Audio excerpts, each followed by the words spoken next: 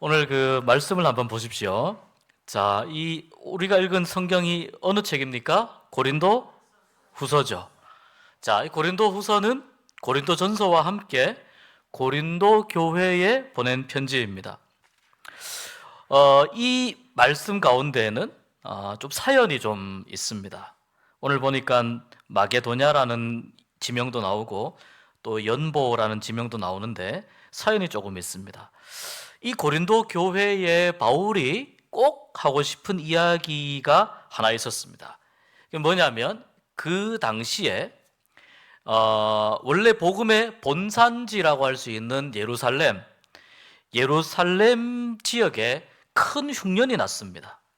큰 어려움이 나서 예루살렘 교회도 굉장히 어려운 중에 있었습니다. 그래서 바울이 우리가 예루살렘 교회를 좀 도와주자. 예루살렘 교회에 우리가 힘을 보태주자.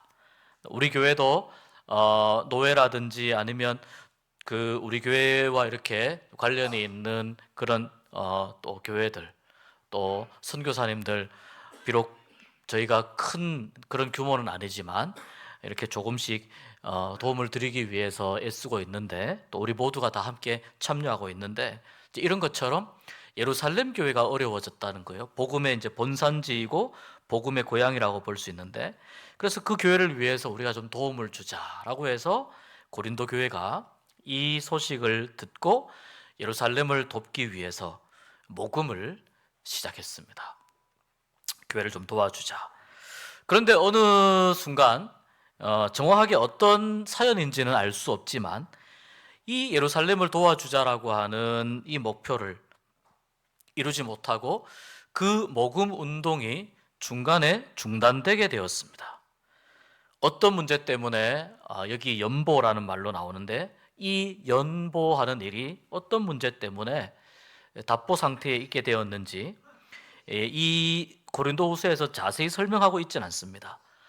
그러나 당시 고린도 교회가 상당히 여러 가지 많은 문제들로 인해서 고민하고 있었다는 것을 볼 때, 이 고린도 교회 안에 몰래 들어간 거짓 교사들, 복음을 가장한 거짓 교사들이죠. 고린도 교회는 충분히 그럴 만한 지역에 위치해 있습니다. 이 거짓 교사들 또는 거짓 사도들이 부추긴 거예요.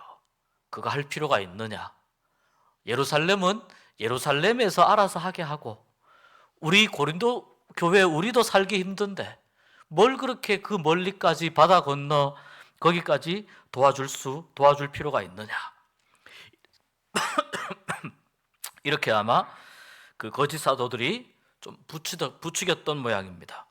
그래서 이 일이 점점 더 탄력을 잃게 되고 점점 더 힘이 빠지면서 지지부진한 상태로 목표액을 채우지 못하고 그렇게 있었습니다. 말하자면 거짓 사도들의 좀 음흉하고 교활한 그런 책동으로 인해서 이 연보 모금 활동이 중단되었을 것이다, 이렇게 이제 짐작을 해볼 수 있는 것입니다. 자, 오늘 지명에 보면 예루살렘 교회, 제가 방금 말씀을 드렸고, 이 책은 고린도 교회입니다. 여기 보면 이제 마게도냐 교회들 이렇게 나오는데, 자, 이 교회들이 도대체 어디에 어떻게 붙어 있고 어떤 특징들을 가지고 있느냐, 그걸 우리가 지도를 보면서 좀 확인을 해 보았으면 좋겠습니다. 자, 지도를 보면은 오른쪽 맨 밑에 보면 예루살렘이 보이시죠? 안 보이십니까? 네, 예루살렘, 저기가 지금의 이제 이스라엘이죠. 이스라엘입니다. 예루살렘에서 어쨌거나 복음이 시작이 되었습니다. 많은 예수님의 제자들이 성령 받고 복음이 시작이 되었고, 그 다음 이 유대 왼편에 있는 큰 바다는 이제 지중해입니다. 대륙 사이에 있는 바다라고 해서 이제 지중해라고 이야기합니다. 그리고 지중해 글씨 위에 보면은 거기 뭐 고전 기록, 고린도 전서 기록지가 이제 나오는데요. 여기 보기 보면 에베소 이렇게 되어 있습니다. 근데 여기에서 아마 고린도 전서가 기록이 되었을 것이다. 이 지역이 지금의 어디냐면 지금의 터키 지역입니다. 터키. 그리고 자, 그 현재 터키 지역에서 왼쪽에 보면 에게해라고 하는 좀 작은 바다가 있죠. 에게해 옆에 보면은 또 이렇게 이제 반도가 나와 있는데 아가야가 밑에 있고 위로 쭉 올라가면 마게도냐가 있죠. 자, 여기 지금 아가야가 있는 요 지역이 어디냐면 그리스 지역입니다. 지금 여기가 그리스, 거기 보면 아덴이라는 도시가 있는데 아테네입니다. 아테네이고, 자, 이 아가야 왼쪽에 보면은 또 아드리아해라고 하는 바다가 있습니다. 지도를 조금 크게 보겠습니다. 그 아드리아해 옆에 보면은 툭 튀어나온 게 하나 있죠. 요쪽 여기 반도로 쭉 올라가면 여기가 어디냐? 지금 이제 이탈리아입니다.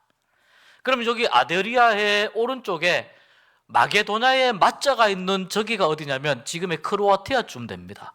현재의 크로아티아. 이 지역을 지금 마게도냐라고 하고요. 지금도 이제 마게도냐라고 하는 그 국명이 이 빌립보, 마게도냐 밑에 보면 빌립보, 데살로니가, 베레아 보이죠? 그 빌립보 왼쪽 정도에 보면 거기에 마게도냐라고 하는 지금도 이제 국가명이 거기에 이제 국가가 형성이 되어 있습니다. 자, 크게 봐서 예루살렘 우리가 볼 수 있고, 그 다음에 터키 지역을 볼 수 있고, 터키까지는 아시아입니다. 아시아이고 에게해를 넘어가면 유럽이 되는 겁니다. 자, 오늘 말씀해 보면은 예루살렘 쪽에 어려움이 생겼죠. 그러니까 이 지금 지중해를 사이에 두고 사실 그 아덴 밑에 보면은 고린도 도시가 있잖아요. 이 고린도에 있는 교회에서 굳이 지금 이 지중해를 사이에 두고 예루살렘에 있는 교회를 굳이 도와야 될 어떤 특별한 이유라든지 이런 것들이 따로 보이지 않아요. 그런데 바울은 뭐라고 이야기하냐면 처음에 예루살렘 교회가 어려워서 고린도 교회가 좋은 마음으로 시작한, 선한 마음으로 시작했던 예루살렘 교회를 돕는 이 일이 중간에 흐지부지 된 것에 대해서 바울은 매우 안타까워하고 있습니다. 안타까워하면서 어느 교회를 예로 들어서 이야기하느냐, 그 고린도에서 위로 쭉 올라가면 빌립보, 데살로니가, 그 다음에 베레아, 여기에 있는 교회들이 지금 바울이 이야기하고 있는 마게도니아 교회들입니다. 이 빌립보, 데살로니가, 베레아 이쪽은, 특히 빌립보는 바울이 유럽에서 선교하면서 세운 최초의 교회라고 볼 수 있습니다. 2차 전도 여행 때 이쪽 지역에서 교회를 세우게 됩니다. 자, 이제 지도를 대충 머릿속에 이렇게 이미지화 시키면서 오늘 말씀을 함께 들어보겠습니다. 고린도 교회가 지금 예루살렘 교회를 돕는 이 일이 좀 흐지부지 되어 있는데 다시 한번 우리가 힘을 내보자 하면서 그 모범 사례로 바울이 마게도니아 교회를 들고 있습니다. 아까 말씀드린 빌립보, 데살로니가, 베레아에 있는 교회들입니다. 이 마게도니아에 있는 교회들이 편안하고 또 부유하고 아주 좋은 상황에 처해 있었느냐? 이 마게도니아에 있는 교회들은 사실 굉장히 힘든 교회들이었습니다. 매우 힘들고 어려운 상황에 있는 교회들이었고, 그런 상황 속에서 예루살렘 교회를 위해서 마게도니아 교회의 교인들이 많은 헌금을 해서 예루살렘 교회를 도왔습니다. 마게도니아 하면 생각나는 이름이 있죠. 알렉산더 대왕이 여기 출신입니다. 그래서 알렉산더 대왕이 이 마게도니아를 중심으로 이제 대제국을 만들 때에는 마게도니아가 아주 분위기가 좋았습니다. 분위기도 좋았고 또 살만했습니다. 그런데 알렉산더 대왕의 대제국의 시대가 지나가고 이제 로마가 이 지역을 지배하게 되면서 마게도니아 분위기가 조금씩 안 좋아지기 시작합니다. 말하자면은 마게도니아는 로마의 식민지가 되었기 때문에 로마에서 많은 압박을 할 수밖에 없었습니다. 왜 그러냐면, 이 마게도니아는 이미 전 세계를 지배해본 경험이 있는 그런 위대한 대왕을 배출한 지역입니다. 나라입니다. 그러니까 이런 나라들은 언제든지 대륙 정복의 꿈을 꿀 수 있거든요. 그러다 보니까 로마 입장에서는 마게도니아를 좀 예의주시하면서 마게도니아의 물자나 이런 것들도 적게 주고, 그러니까 마게도니아가 뭔가 활성화되는 것을 굉장히 로마가 꺼릴 수밖에 없는 정치적인 이유가 있는 것입니다.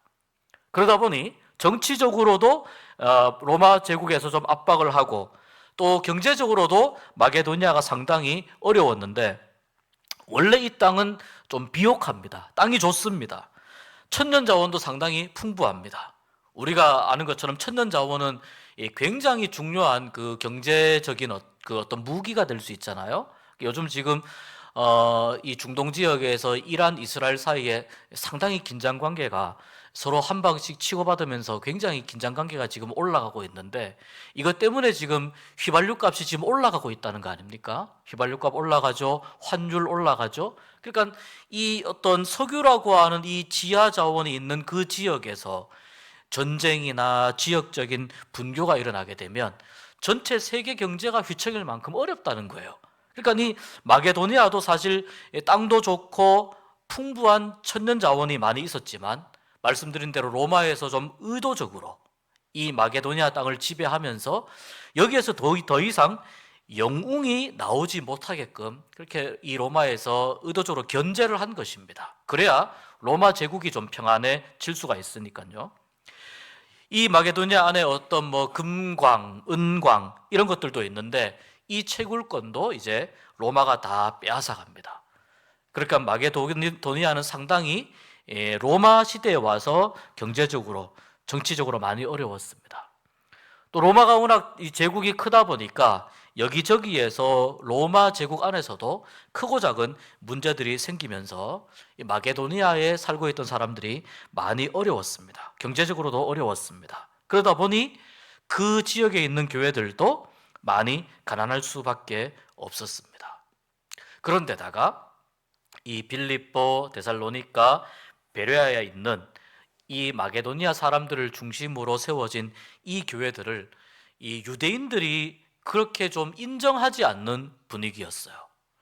여기에서도 좀 갈등이 생기면서 이 지역에 있는 교회들이 어려웠는데, 그런데 성경은 뭐라고 이야기하냐면 이 지역에 있는 교회들의 넘치는 기쁨이 있었다, 이렇게 이야기합니다. 넘치는 기쁨이 있었다.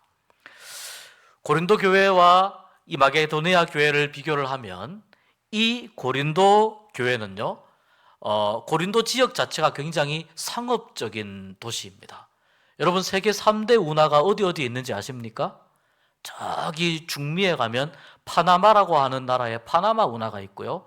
운하를 왜 이렇게 뚫는지는 아시죠? 백기를 그냥 두면은 멀리 큰 나라를 이 섬이나 큰 대륙을 돌아서 가는데, 이것을 좀 경제적으로 빨리 가게, 질러가게 하기 위해서 운하를 만드는데, 중미에 가면 파나마 운하가 있죠. 그 다음에 홍해 쪽에서 지중해로 가는 그 무슨 운하죠? 이집트가 관장하는 수에즈 운하가 있죠. 그리고 세계 3대 운하에 들어가는 또 하나의 운하가 어디냐면 고린도의 운하가 있어요. 이 고린도 도시에 검색해 보면은 고린도 도시에 있는 운하가 이렇게 땅을 깊게 파서 아주 절벽처럼 굉장히 가파르게 땅을 파서 운하를 만들었습니다. 그래서 이 고린도는 굉장히 무역이 활발했던 도시이고, 그때부터 많은 사람들이, 물론 고린도 운하는 최근에 와서 뭐 근대에 와서 그렇게 한 것이지만, 이때 당시에도 고린도라고 하는 도시는 굉장히 무역과 경제적인 부분이 활발한 그런 도시였습니다. 그러니까 사람들이 많은 지역이었습니다. 교회적인 규모로 보면은, 그래서 고린도 교회는 대도시에 있는 대형 교회 같은 느낌이었습니다. 대도시에 있는 대형 교회, 울산시에 있는 대형 교회 생각하시면 되겠습니다. 자, 그 반면에 마게도니아 교회는 상대적으로 성도들의 숫자가 좀 작은 교회였습니다.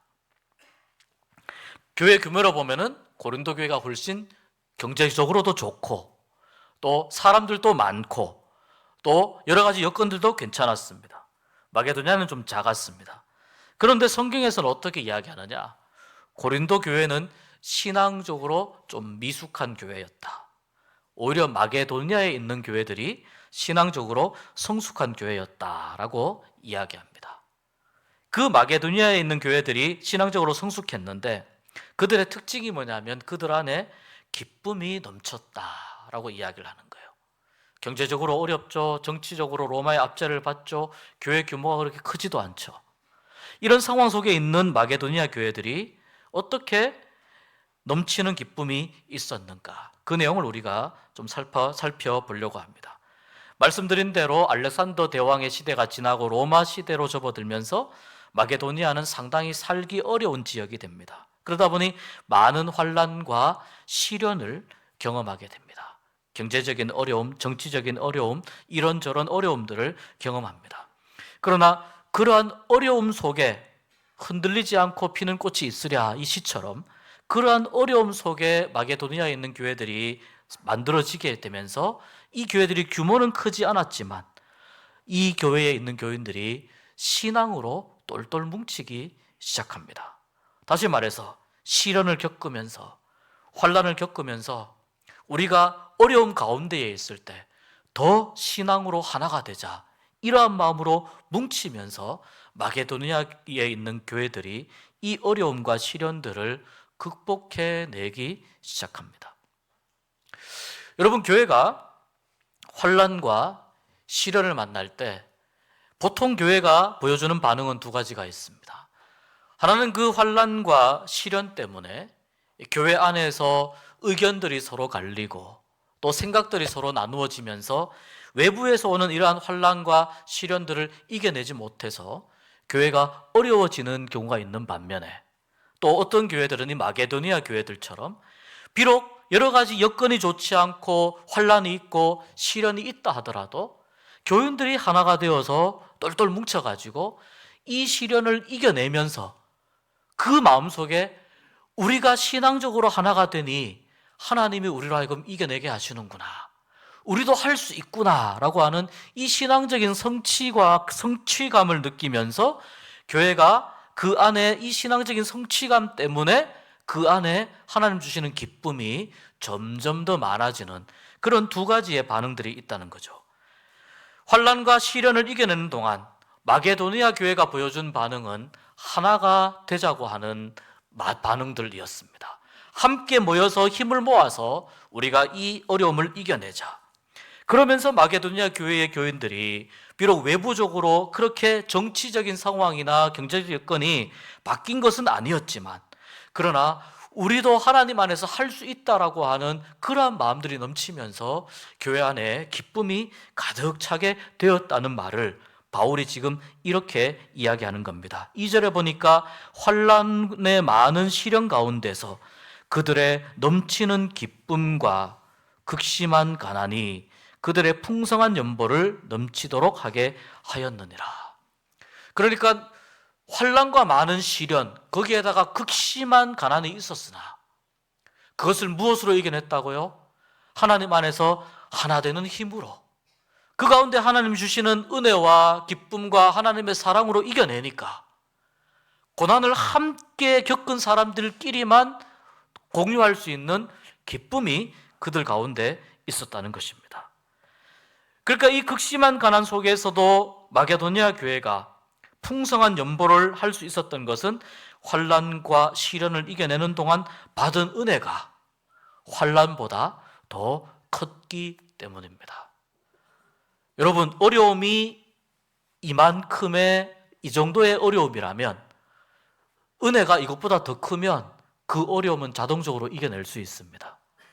시련이 이 정도 규모의 시련으로 나에게 닥쳐온다면 하나님의 사랑이 그것보다 더 크면 이겨낼 수 있습니다. 교회도 마찬가지예요. 교회가 안팎으로 여러 가지 어려움들을 당합니다. 시대적으로, 사회적으로 여러 가지 교회가 어려움들을 겪을 수 있습니다. 그러나 그 어려움보다 우리가 하나님 주시는 힘으로 하나님 안에서 하나가 되자고 하는 교인들의 마음이 더 뜨거운 마음이 그것보다 더 크면 어떤 시련과 어떤 환난과 어떤 어려움도 능히 이겨내게 될 줄 믿습니다. 그것을 이겨내면서 성도들 안에 어떤 것이 생기느냐? 기쁨이 넘치는 은혜를 경험하게 된다는 것입니다. 제가 말씀드린 대로 고린도 도시는 지역적으로 상업이 아주 발달했어요. 장사가 아주 잘 되는 곳이었어요. 그러니까 또 규모도 크니까 금전적으로 고린도 교회가 훨씬 더 경제적으로 좋았어요. 오늘 이 말씀에서 넘치도록 풍성한 연보를 하였다, 이 말은 객관적으로 봤을 때 고린도 교회가 지금 현재 모아놓은 이 금액보다 이 마게도니아 교회가 더 많은 금액을 했다, 이런 의미보다는 마게도니아 교회가 가지고 있는 마게도니아 교회의 규모를 비해서 볼 때 그들이 예루살렘 교회를 돕자고 하는 마음이 훨씬 컸기 때문에 더 풍성한 연보, 즉 헌신을 하게 되었다는 겁니다. 그래서 그들의 헌신을 3절에 보니까 힘에 지나도록 하였다고 말을 하는데, 이 말은 누가 시킨 게 아니라 자원해서 하였다는 뜻이에요. 기쁨이 넘치면은 내가 무엇을 통해서 내가 하나님의 일을 더 할 것인가, 내가 하나님의 일을 할 수 있는 것이 무엇이 있을까 찾아보게 돼요. 내 마음속에 기쁨이 넘치고 하나님의 사랑이 넘치고 하나님의 은혜가 넘치게 되면 그렇게 됩니다. 그러니까 마게도니아 교회는 그들이 당한 환난보다 하나님이 부어주신 은혜가 더 큰 교회였어요. 그들이 당한 시련보다 하나님이 주시는 기쁨이 더 큰 교회였습니다. 그렇기 때문에 그들의 마음 가운데 자원하는 마음이 생기게 된 것입니다.